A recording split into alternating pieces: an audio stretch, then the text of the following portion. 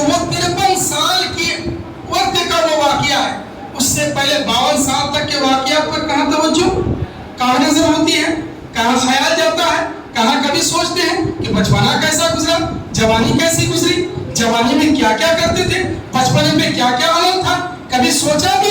میرے امام حسین بچپن میں گزر رہے ہوتے ہیں، مسجد نبوی میں تشریف فرما، رسول پاک حالت نماز میں، پیچھے صحابہ. بس اس واقعے سے شان امام حسین بتانا چاہوں گا کہ حضرت امام حسین کی شان کیا ہے، کیا ہے ان کی شان. حضرت امام حسین رضی اللہ تعالیٰ عنہ صفوں کے درمیان ہوتے ہوئے رسول پاک تک پہنچے، حالت سجدے میں امام الانبیاء ہے حضرت امام حسین. حضرت امام حسین حضرت رسول اکرم کے پیشانی پر جا کر، آپ کی پیٹھ پر جا کر، پشت انور پر جا کر بیٹھ جاتے ہیں. پشت انور پر پیشانی رسول سجدے میں ہے، رب کی تسبیح میں ہے. سبحان رب الاعلی، سبحان رب الاعلی، سبحان رب الاعلی. وقت ہو چکا ہے سر سجدے سے اٹھایا جائے، مگر اب سجدے سے سر کو اٹھایا نہیں جاتا. سبحان رب الاعلی پر سبحان رب الاعلی پڑھا جا رہا ہے، تصویر پر تصویر پڑھی جا رہی ہے. ایک ہو تو پڑھا جائے. بعض علماء فرماتے ہیں کہ 3 سے زائد تھے، 5 سے زائد تھے، 11 سے زائد تھے. بعض کہتے ہیں کہ 70 سے 72 مرتبہ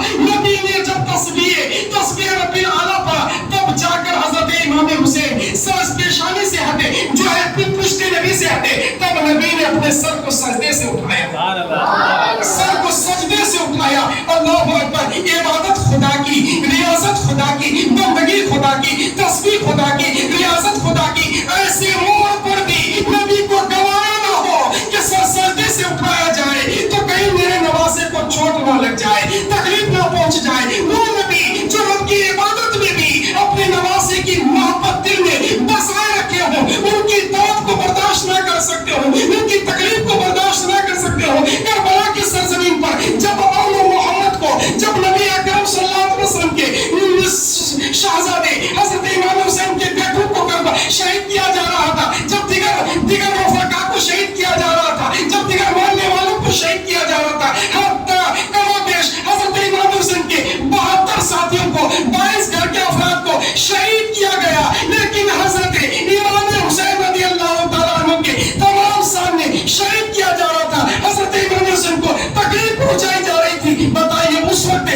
میرے نبی صلی اللہ علیہ وسلم کے دل پر کس قدر تکلیف پہنچی ہوگی، کس قدر تکلیف پہنچی ہوگی. کیا یہ بیان کیا جا سکتا ہے؟ کیا اس کا تصور کیا جا سکتا ہے؟ کیا اس کو کسی لفظوں میں بھی پرو کر بیان کیا جا سکتا ہے، بتا دیا جا سکتا ہے؟ جس کا درد اسی کو اس پر پتا چلتا ہے. آپ کے جسم پر ایک کانٹا چھپ جائے، ایک کانٹا چھپ جائے تو اس کو نکالنے کے لیے بھی آپ سوچتے ہیں کہ بھائی نکالو تو میں نہ دیکھوں، میری نظر ادھر ہو تو آپ نکالنا، مجھے ایسا کر دو. بلکہ درد زیادہ ہو تو سن کرنے کی ضرورت پڑتی ہے، انجیکشن دینے کی ضرورت پڑتی ہے کہ ہمیں درد کا احساس نہ ہو. یہ دنیا کی ذرا سی درد ہے، ذرا سی تکلیف ہے جس کو لیے ہم بھی اپنے آپ کو برداشت نہیں کر پاتے ہیں. وہ جو دل کے ٹکڑے ہیں، جان کے ٹکڑے ہیں، آنکھوں کے تارے ہیں، دل کے گوہر مراد ہوں، ان کی قربانی ہو، ان کو تکلیف دی جائے، ان کو پریشان کیا جائے، ان کو مارا جائے تو نبی کے دل پر کیا گزرتا ہوگا؟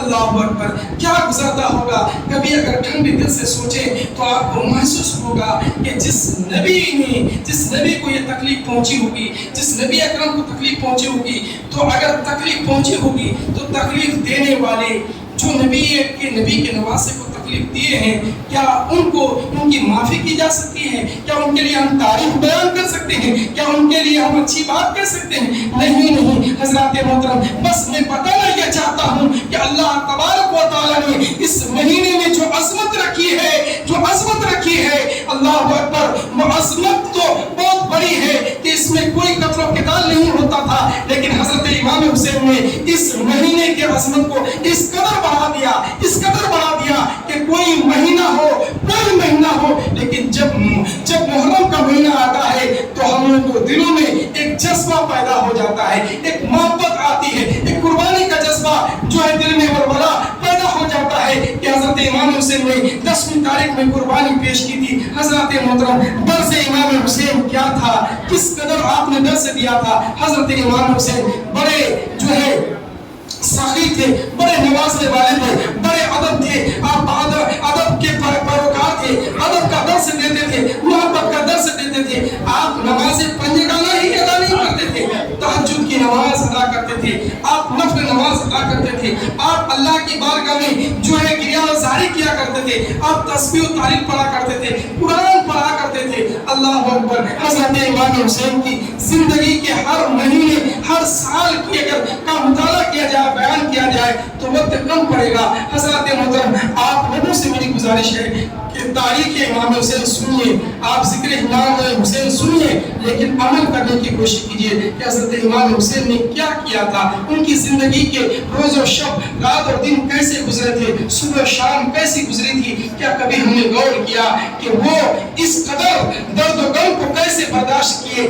وہ اس قدر اتنے بڑے صابر کیسے بنے, اتنے بڑے برداشت کرنے کیسے بنے. ان کی تربیت کن کے ہاتھ میں تھی, کن کے ہاتھ میں تھی. اللہ اکبر. کیا ذات حسین جیسی کوئی ذات ہو سکتی ہے؟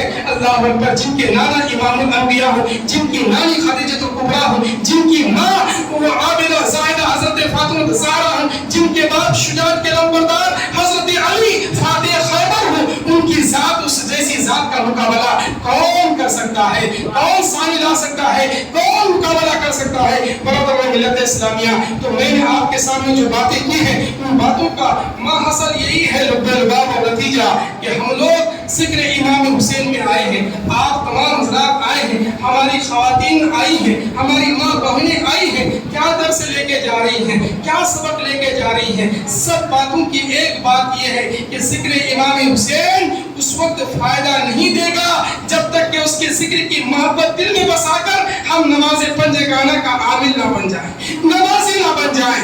ورنہ تو ہم کس قدر سننے والے اور کیسے سننے والے ہیں کہ زبان کان سے کچھ اور سنتے ہیں,